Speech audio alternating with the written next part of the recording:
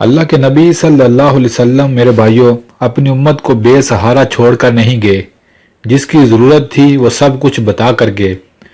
وہ کام جن کے کرنے سے، وہ اعمال جن کے کرنے سے رزق کم ہو جاتا ہے، رزق سے برکت اٹھ جاتی ہے، وہ کون کون سے ہیں ساری اپنی امت کو بتا دیے، تاکہ میری امت ان کاموں کو نہ کرے اور اس کے رزق میں برکت اور کمی کبھی نہ آئے۔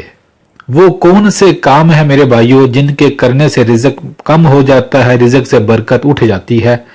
میرے بھائیوں اگر آپ ان اعمال سے بچیں گے، ان اعمال کو نہیں کریں گے، پھر آپ اپنی آنکھوں سے رزق میں برکت اور فراوانی انشاءاللہ دیکھیں گے۔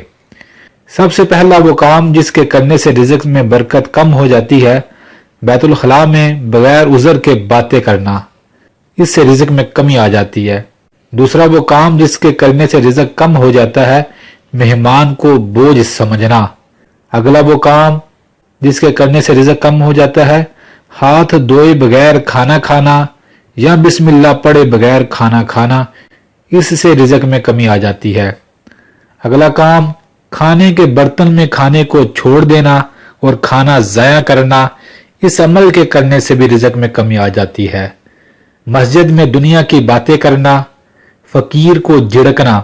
اگر آپ کے پاس پیسے نہیں تو اسے کہے معاف کر، میرے پاس پیسے نہیں، مگر اسے گالیاں دینا، دھکے دینا، برا بلا کہنا، یہ ناجائز ہے، اس سے بچنا چاہیے، اس سے انسان کی رزق میں کمی آ جاتی ہے۔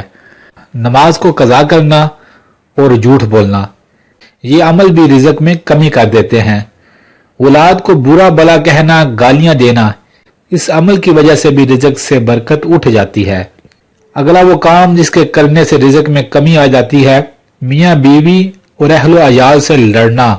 میرے بھائیوں آج یہ تو ہر گھر کی سٹوری ہے، میاں بیوی کی تو میں یہ رزق کو کھا جاتی ہے۔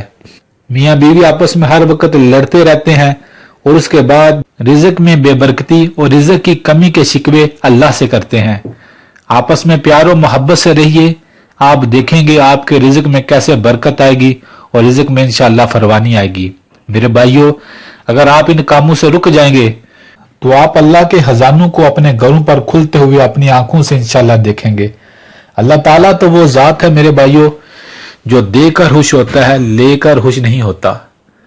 ان عملوں سے توبہ کریں اور ان عملوں سے بچیں، انشاءاللہ آپ کیا میرے بھائیوں، آپ کی نسلیں بھی رزق میں کمی کبھی نہ دیکھیں گی۔